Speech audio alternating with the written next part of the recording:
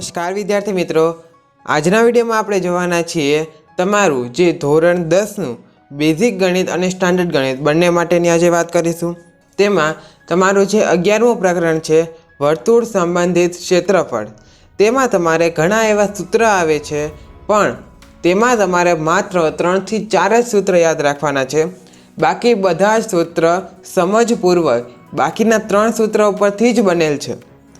કેવી રીતે બને છે, કેવી રીતે યાદ રાખવાના છે અને કેવી રીતે યાદ રાખશો ને તમને પરીક્ષામાં આ પ્રકરણ પૂરેપૂરા માર્ક અપાવશે, તેની સંપૂર્ણ ચર્ચા આજના વિડીયોમાં કરવાના છીએ। તમને સંપૂર્ણ રીતે સમજાવીશ આજના વિડીયોમાં કે કઈ રીતે આ બધા સૂત્ર બને છે, કઈ રીતે તમે આને યાદ રાખશો। માત્ર 3 જ સૂત્ર યાદ રાખવાના છે। આજના વિડીયોમાં જે પૂરી પ્રસ્તાવના છે ચેપ્ટરની, ફક્ત આ વિડીયો પછી દાખલા જ તમારે ગણવાના બાકી રહેશે। બધું જ બાકી તમને આ પ્રકરણનું આવડતું હશે। વધુ સમય ન લેતા ચાલો વિડીયોની શરૂઆત કરીએ। નંબર તમારું જે છે પ્રકરણ નંબર 11, તેમાં તમારે જે સૂત્ર છે તેમાં તમારે માત્ર કેટલા આ 3 સૂત્ર આવશે। કયા કયા? તો કે એક આ વર્તુળનું ક્ષેત્રફળ, ત્યાર પછી વર્તુળનું પરિઘ અને લંબ વૃત્તાંશનું ક્ષેત્રફળ। આ 3 સૂત્ર તમારે યાદ રાખવાના છે। બાકી બધા તો તેના આધારે બનતા સૂત્ર છે। તે હું હમણાં તમને સમજાવું છું કે કઈ રીતે બાકીના સૂત્ર બને છે। સૌપ્રથમ પ્રસ્તાવનાની વાત કરી દઉં તો કે અહીં જોઈ શકો છો વૃત્તાંશ છે, તે અહીં તમારે આ પ્રકરણમાં વૃત્તાંશ પહેલાં આવશે, વૃત્તાંશ અને વૃત્તખંડ, આ બે વસ્તુને મેન સમજવાની છે।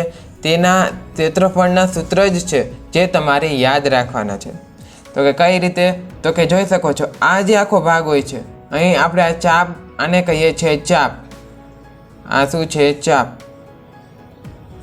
અને જે આ આખો ભાગ છે જોઈ શકો છો દર્શાવેલો, આને આપણે કહીએ છીએ લઘુ વૃત્તાંશ। અને જો હું અહીં આ નીચેનો ભાગ ન લઉં અને આ ઉપરનો ભાગ લઉં તો આ હિસ્સાને આપણે કહીશું ગુરુ વૃત્તાંશ। જો નાનું હોય, અડધાથી નાનું હોય તો લઘુ વૃત્તાંશ, અડધાથી મોટું હોય તો ગુરુ વૃત્તાંશ, પણ જો અડધું હોય તો તેને આપણે કહીએ છીએ અર્ધ વૃત્તાંશ। એટલે કે અહીં જો હું આ રીતે દોરું કે જે વર્તુળના કેન્દ્રમાંથી પસાર થાય તો આ તમારું થયું અર્ધ વૃત્તાંશ, આ પણ અર્ધ વૃત્તાંશ થશે। આ જે છે તે વ્યાસ થતો, વ્યાસ જે છે જે કેન્દ્રમાંથી પસાર થાય તો બંને લઘુ વૃત્તાંશ અને મતલબ કે લઘુ વૃત્તાંશ નાનું હોય, ગુરુ વૃત્તાંશ મોટું હોય, પણ જો અડધું હોય તો થશે અર્ધ વૃત્તાંશ, બંને ભાગ અર્ધ વૃત્તાંશ। તેવી જ રીતે વૃત્તખંડમાં આવશે, પણ અહીં જે છે જોઈ શકો છો, જો હું આમ કરું, આ ત્રિકોણ થયો ને અલગ ભાગ થયો, આ જે અલગ ભાગ છે તેને આપણે કહીએ છીએ લઘુ વૃત્તખંડ। મતલબ કે આ જે છે આને આપણે કહીએ છીએ વૃત્તખંડ। જો અડધા કરતાં નાનો હોય તો તેને કહીશું લઘુ વૃત્તખંડ, અને જો અડધા કરતાં મોટો હોય એટલે કે આ બધો ભાગ છે જોઈ શકો છો, તેને આપણે કહીએ છીએ ગુરુ વૃત્તખંડ। અહીં પણ એ જ, જો આને મધ્યમાંથી આમ પસાર થાય તો આ પણ ગુરુ વૃત્તખંડ, આ લઘુ વૃત્તખંડ। મતલબ કે લઘુ વૃત્તાંશ અને મતલબ કે અર્ધ વૃત્તાંશ અને અર્ધ વૃત્તખંડ બંને સમાન છે। ઓકે, હવે આપણે સૂત્ર તરફ જઈએ। આ તો થઈ આપણી પ્રસ્તાવના। તો કે સૂત્રમાં સૌપ્રથમ વર્તુળના ક્ષેત્રફળનું સૂત્ર, તમે જાણો છો તેમ વર્તુળના ક્ષેત્રફળનું સૂત્ર બહુ પહેલેથી 9મા ધોરણથી 8મા ધોરણથી ભણતા આવો છો। શું છે આપણું? પાઈ આર સ્ક્વેર। વર્તુળનું ક્ષેત્રફળ એટલે પાઈ આર સ્ક્વેર, આખા વર્તુળનું ક્ષેત્રફળનું પરિઘ, વર્તુળનું પરિઘની વાત કરીએ એટલે કે વર્તુળની પરિમિતિની વાત કરીએ તો તેનું સૂત્ર તમારે શું થશે? તમે જાણતા જ હશો, 9મામાં પણ તમે ભણેલ છે વર્તુળ પાઠમાં। શું થશે તમારે? 2πr। વર્તુળના પરિઘનું સૂત્ર છે 2πr।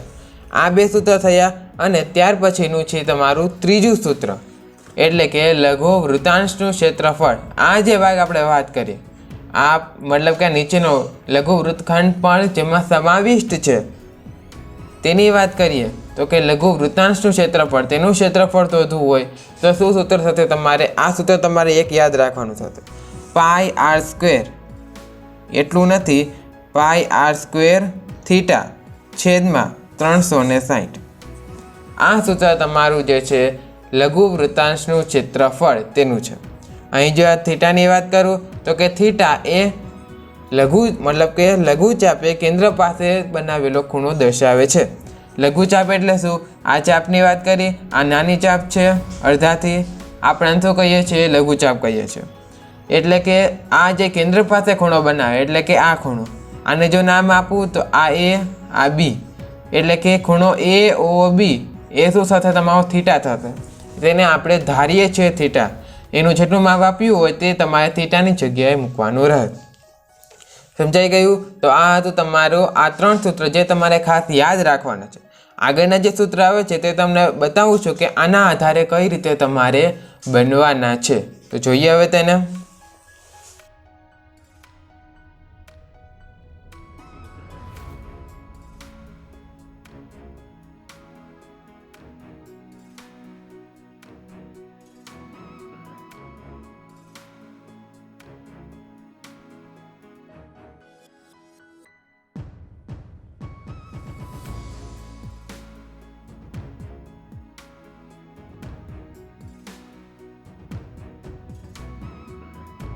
તો ત્યાર પછી તમારે આવે છે અહીં લઘુચાપ.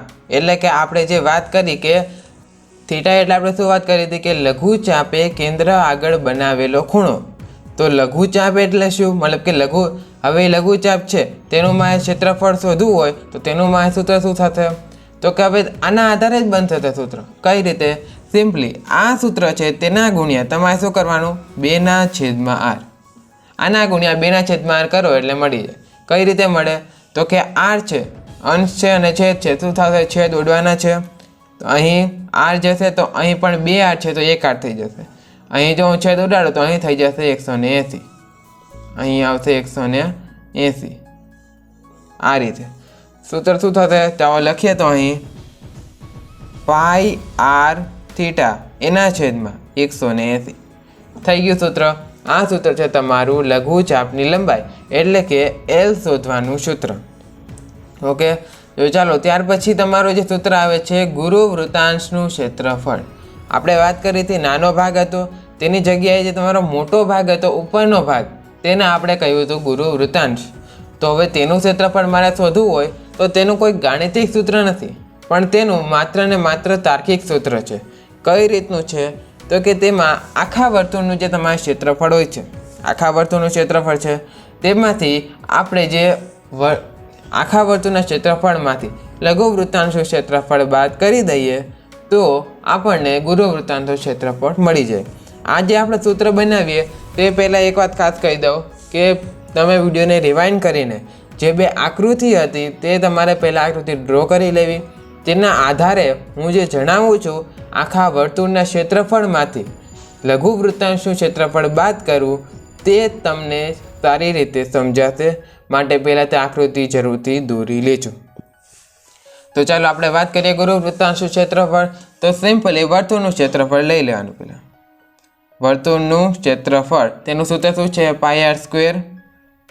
વર્તુળનું ક્ષેત્રફળ તેમાંથી બાદ કરવાનું લઘુ વૃત્તાંશનું ક્ષેત્રફળ. લઘુ વૃત્તાંશનું ક્ષેત્રફળ. આ રીતે આ તમારું સૂત્ર થઈ ગયું કેનું? ગુરુ વૃત્તાંશનું ક્ષેત્રફળ શોધવાનું સૂત્ર. હવે ત્યાર પછી તમારે આવે છે લઘુ વૃત્તખંડ. એટલે કે જે બાજુની આકૃતિ હતી તેમાં જે નીચેનો ભાગ હતો તે આપણે જણાવેલું હતું કે તે લઘુ વૃત્તખંડ છે. તો હવે તેનું આપણે ક્ષેત્રફળ શોધવું હોય તો તેનું સૂત્ર શું થશે? તે પણ એ છે. તેનું સૂત્ર તમારે કઈ રીતે થશે? તો કે જે આખું આપણે લઘુ વૃત્તાંશ હતું તેમાં આપણે વચ્ચે લાઈન કહીને બતાવ્યું હતું કે આ ઉપરનું ત્રિકોણ છે અને ત્રિકોણ સહિતનો જે ભાગ હોય છે તેને આપણે લઘુ વૃત્તાંશ કહીએ છીએ. તો હવે જો હું આખા લઘુ વૃત્તાંશના ક્ષેત્રફળમાંથી હું તે ત્રિકોણને બાદ કરી નાખું તો બચશે ખાલી નીચેનો ભાગ. તેને આપણે કહીશું લઘુ વૃત્તખંડ. તો હવે તેનું મતલબ કે આખા લઘુ વૃત્તાંશનું ક્ષેત્રફળ છે તેમાંથી હું તે ત્રિકોણનું ક્ષેત્રફળ બાદ કરી દઉં તો મને મળી જશે લઘુ વૃત્તખંડનું ક્ષેત્રફળ. તો લખીએ અહીં લઘુ વૃત્તાંશનું ક્ષેત્રફળ માઇનસ ગમે તે ત્રિકોણને પણ કેવું ત્રિકોણ? અનુરૂપ ત્રિકોણ.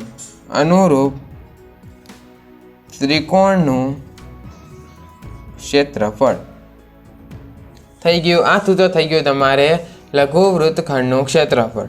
તેવી જ રીતે ગુરુ વૃત્તખંડ, તો જેમ આમાં કર્યું ગુરુ વૃત્તાંશના ક્ષેત્રફળમાં શું કર્યું હતું, આખામાંથી આપણે લઘુ વૃત્તાંશને બાદ કર્યું. અહીં પણ એ જ કરશું, એટલે કે વર્તુળનું ક્ષેત્રફળ તેમાંથી બાદ કરીશું આપણે કયું, લઘુ વૃત્તખંડનું ક્ષેત્રફળ. લઘુ વૃત્તખંડનું ક્ષેત્રફળ થઈ ગયું. આ તમારા બધા સૂત્રો થઈ ગયા. વર્તુળનું ક્ષેત્રફળ, વર્તુળનું પરિઘ અને લંબ વૃત્તાંશનું ક્ષેત્રફળ. આ ત્રણ મેન્ડેટરી છે, તમારે યાદ રાખવાના છે. વર્તુળનું ક્ષેત્રફળ એટલે કે πr², વર્તુળનું પરિઘ એટલે 2πr. અને જો આમ તો તમારે વધુ પડતા એક દાખલામાં આવવાનું નથી કે અર્ધ વૃત્તખંડ અર્ધ વૃત્તાંશનું ક્ષેત્રફળ તો પણ જો આવે તો સિમ્પલ છે. આ રહ્યું આપણું સૂત્ર વર્તુળના ક્ષેત્રફળનું. તેને આપણે 2 વડે ભાગી દઈએ એટલે કે πr²/2 થઈ ગયું. તે તમારું સૂત્ર થઈ ગયું. અર્ધ વૃત્તાંશ હોય કે અર્ધ વૃત્તખંડ હોય તેનું બંનેનું એક જ સૂત્ર થશે. એટલે કે તે તમારે ઓલમોસ્ટ એક દાખલામાં નથી. જો પણ તોય કોઈ પ્રશ્ન એવો પૂછાઈ જાય, કોઈ દાખલો પૂછાઈ જાય તો તેમાં તમે આ સૂત્ર વાપરી શકો છો. આ ત્રણ મેન્ડેટરી યાદ રાખવાના. અને લઘુ વૃત્તાંશ શું થશે, πr²θ/360. તેના આધારે આપણે બતાવેલ કે આ બધા સૂત્ર બાકીના બને છે. તો આટલા જ સૂત્ર હતા તમારે પ્રકરણ નંબર 11 વર્તુળ સંબંધિત ક્ષેત્રફળમાં. વિડીયો પસંદ આવ્યો હોય તો લાઈક જરૂરથી કરજો. તમારા મિત્રો સુધી પણ વિડીયોને શેર કરજો, તેથી તેઓ પણ આ પ્રકરણના બધા જ સૂત્રો યાદ રાખી શકે. આ ઉપરાંત જો તમે આપણે જે આખો કોર્સ છે ગણિતનો, તેના બધા જ સૂત્ર પ્રકરણ નંબર 1 થી 5, 6, 7, 8, 9, 10, 11મા ચેપ્ટરના આપણે જોઈ ગયા. બાકીના જેટલા પણ ચેપ્ટર છે, પૃષ્ઠફળ, ઘનફળ સહિત બધા ચેપ્ટર, બધાના સૂત્રને આપણે એક સાથે એક વિડીયોમાં કઈ રીતે યાદ રાખવા તે સમજાવીએ તો કોમેન્ટમાં જરૂરથી જણાવજો. જો વધુ કમેન્ટ હશે વિદ્યાર્થીઓના તો આપણે બોર્ડ પરીક્ષા પહેલાં તેનો પણ વિડીયો બનાવીશું. ઓકે, તો આજના વિડીયો માટે આટલું જ છે. હવે મળીશું નેક્સ્ટ વિડીયોમાં. ત્યાં સુધી થેન્ક્સ ફોર વોચિંગ. જય હિન્દ, વંદે માતરમ.